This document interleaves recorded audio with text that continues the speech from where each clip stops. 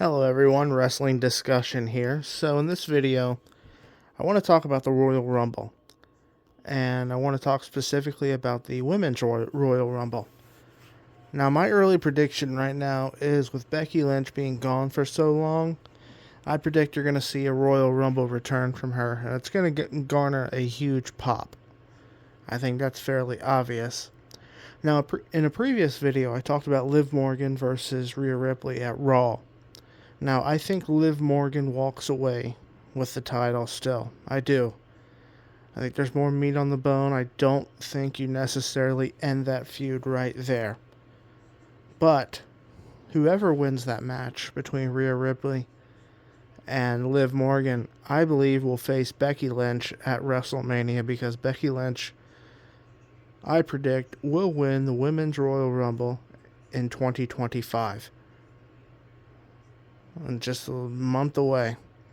I think it's an obvious pick. I think it's an obvious return, not necessarily an obvious pick. You can always use the Royal Rumble to try and elevate someone else, but I think the return of Becky Lynch, followed by a win from her, would gives you more time to elevate other female stars on the Raw roster. I think it sets the tone for the WrestleMania season.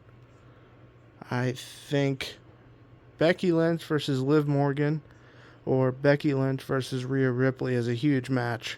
Either or. You could do a return match from last year's WrestleMania with Becky Lynch versus Rhea. I certainly think that has some real interesting possibilities.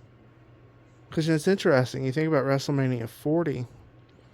Technically speaking, Becky Lynch was the babyface and Rhea Ripley went in as the heel. She was starting to get cheered more, but she was still technically under the heel banner with the Judgment Day.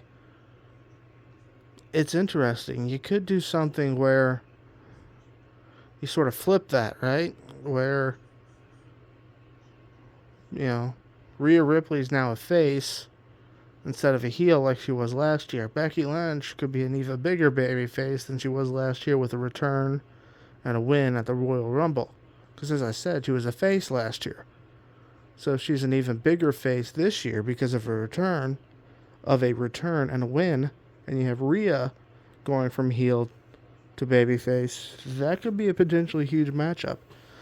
A sort of super babyface for super babyface matchup. Who knows? I know WWE isn't always fond of that, but it could work.